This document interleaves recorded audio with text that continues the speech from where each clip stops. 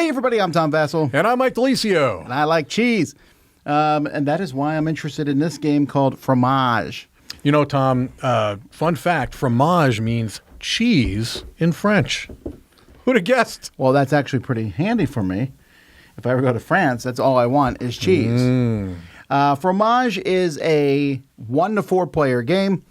Comes with a solo mode, but it is kind of a game that's almost built for 4 players, but you can play with less, obviously. Sure, yeah. Because you're going to have a board in front of you, and the board is rotating between the different players as you collect cheese. Let me show you. In Fromage, you have this rotating board. It's on top. It's a bunch of puzzle pieces that are on top of a mat. You kind of slide these puzzle pieces together, and then inside each of these puzzle pieces, there are specific boards, and there are multiple boards. This is a board for 4 players, so you can see there's 2 different sides to it. So you have boards for the number of players, plus, again, there's 2 different sides for each. So there's kind of a randomness, and the order of the boards will matter. Each player has their own board with some pre-printed buildings on them, and they're not all the same, but if you aren't even happy with that, you can draft and take boards. It tells you on the back what these boards do. So you can have 4 different buildings. And as the game progresses, you will be collecting buildings. And when you collect buildings, you'll put buildings on something, and you'll see there's a certain number of blocks there. So when that's completely full, you will get the ability of that building, which is sometimes a one-time use thing, sometimes a special ability, and sometimes end-game scoring. You'll also be collecting cows. You'll be putting a pasture here. And at any point, you can take a certain number of cows, move them over here, and get a one-time action. And then you'll also be collecting fruit. Fruit down here is basically worth nothing, but you can move it over here, and at the end of the game, some things are turned into fruit, some are turned into jam. You'll multiply these 2 numbers together to get more bonus points at the end of the game. And then finally, there are cards that you'll be collecting over the course of the game, and these cards basically say if you get a piece of that cheese on the main board, you'll complete it, and at the end of the game, you'll score points for the number of cards you've finished. Now, on each turn of the game, everyone's playing simultaneously, and you're playing with a section of the board that's facing you. You may take one of your 3 cheese makers, and you have 3 of them. Each makes a different type of cheese, and you may place them in an open spot if there is one. If other people are in those spots, you can't take them, but you can place it in one of these, and then you will get 1, 2, or 3 of whatever it shows. Here you get the berries, here you get cows, cards, and buildings. That's the main way to get those. You may also place one down here. If there's an open spot here, you may place a piece of cheese there. When you place a piece of cheese here, though, you have to use the type it is. This one is blue cheese, so I would place it like that. Now, after you're done placing that, after everyone's done it, you can place one or the other, or both. The board will then rotate. And at the beginning of every round, any piece that's facing you comes back, which is why you might want to take one of something, because next turn you get this piece back. While if you take the 3, you can see that it's going to be 3 turns before it's facing me, and I get that one back. And you might not even have any pieces on your turn to put out. The same with these pieces here. These always have a piece of cheese underneath them, but when they're finished, you'll get them back, but you'll leave the piece of cheese there. And that is pretty much the game. You're going to be going around doing that. And at the end of the game, you are going to be looking at each of these sections, and it's going to score differently.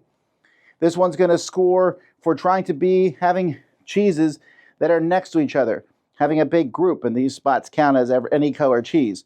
Here, at the beginning of the game, you'll be seeding each of these spots with numbers to show how valuable they are, and your cheese next to them, whoever has the most area, it's area control, whoever has the most piece of cheese next to territory gets the points.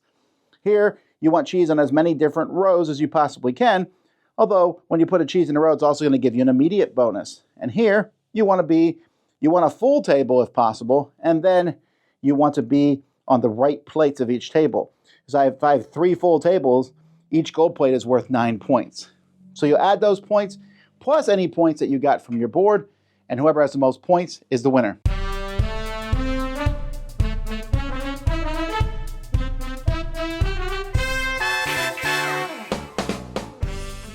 Now we have here a very nice version of the game. I think there's some upgrades in here. I'm not 100% sure. I think the wooden pieces are upgrades. Yeah, because it says, limited edition? Sure. So, yes, I've only played on this, but I believe it's the difference of the wooden pieces. Yeah. I really like the production of this game. The little pieces you have with your cheese that fit around the cheese, those plastic pieces, it feels very good to put those out. My only complaint, this is a minor one, but it is a complaint, is that the board in the middle, so you have a playmat with a little round token that sticks out, that token pushes up against the board, the square board that's on it. It doesn't sit nicely there. It's not a huge deal, but I was like, should I shave off that brown token? I don't have the skills to do that. Right. I'm wondering if I had that problem with my own. Yeah, maybe mine just slightly wider. It might be, yeah. But I guess it's something to consider because a big part of this game, the components play a big part, right? They really do. Because we could talk about the quality, which we kind of have. I mean, for the most part, I think the quality of the components are nice. Based on the other cardboard that's in the game, I'm sure the retail edition components are perfectly good. But the way that the components are actually a key element of understanding the game is really smart. It's like user interface, right?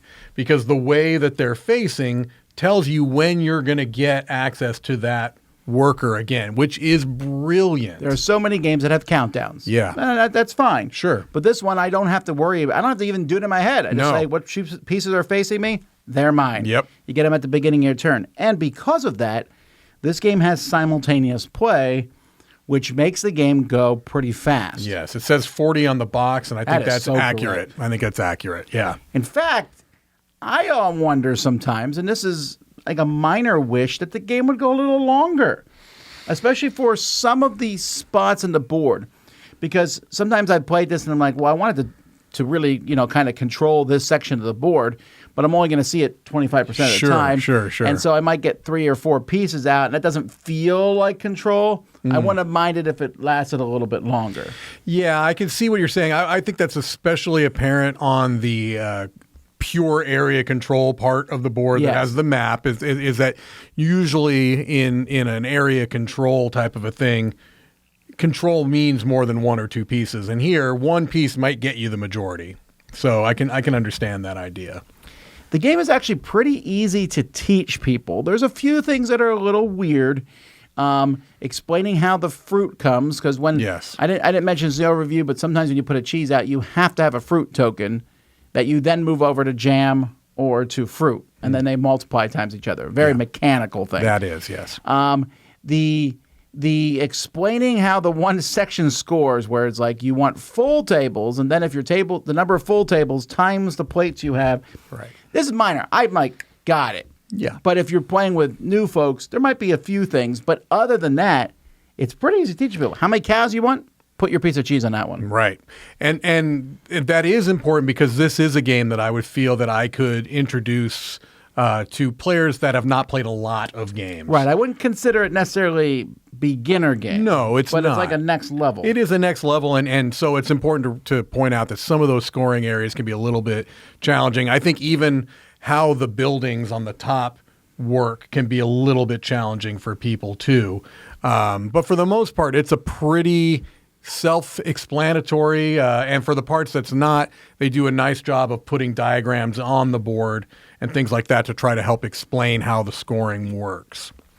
Another thing that new folks might struggle with is the fact that the cows and the buildings, you don't have to, the buildings are tricky because you're like, well, which building should I build first? I don't know. And there's that whole drafting buildings. You do not want to play that with folks who are new because they'll be like, well, what am I taking? Right. But you can start building a building and then you never use it or you don't finish it. The cows, since you don't have to put them out, don't put them out till you need to. Don't put 3 cows on a spot and then try to put the 4th there later. Right. That's all minor stuff, but it's stuff to keep an eye on. It is, yeah, because this is a pretty small scale game, all told, right? And so anything that you do is going to have a pretty big impact. And so you don't want to get to the point where newer players are feeling like they're behind the 8 ball from the first play.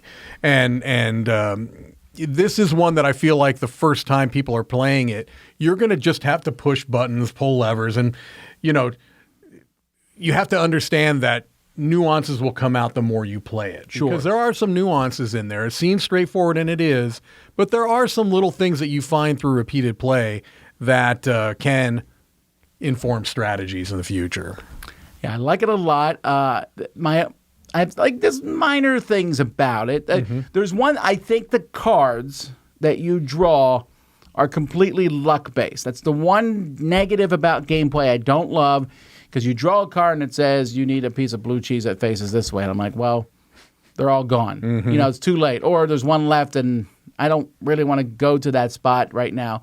Well, if I get a different one, I'm like, well, that one's easy to do. Right. Not a huge thing, but that kind of bothered me a bit. If possible, I'll always play with the drafting buildings because I like to try to build my own little group. But if you get into the mindset, this is an engine building game where it's very short. Yes. Like, you don't want to get caught up that, the engine, I was going to do this great thing. No, the game's 40 minutes. And it might be 30 minutes. Yep. It can be shorter than that. But I still think it's really solid. I think a lot of people like it. And the working on your own board and the cheese rotating and coming back to you is such a clean, great method. I give this one an 8 out of 10. Okay. The way that the workers work, to me, is the star of this game. The being able to visually just look at it, and when you place it, knowing when you're going to get it back, not having to do mental gymnastics, that's, to me, the best part of the game. And the fact that I like games that have mini games, and this is essentially 4 mini games, right? And I like that.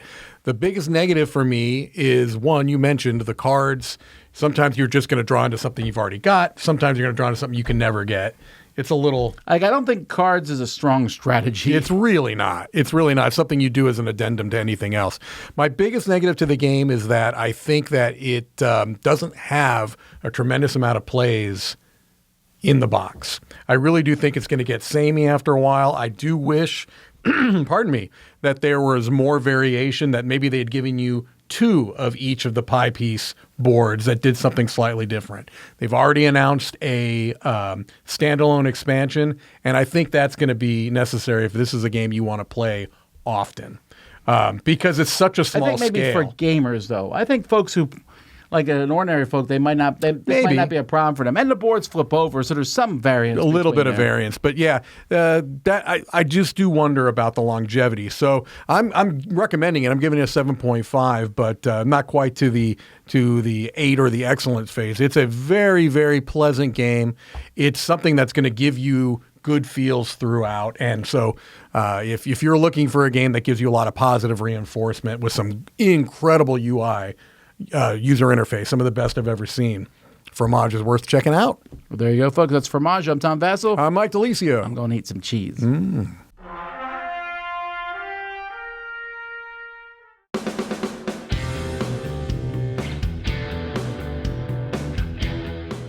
Hey everybody, thanks for watching this video. If you like this review or whatever you just watched, wasn't it amazing? Check out our channel, Dice Tower. We have all kinds of things. We review games. We do top 10s.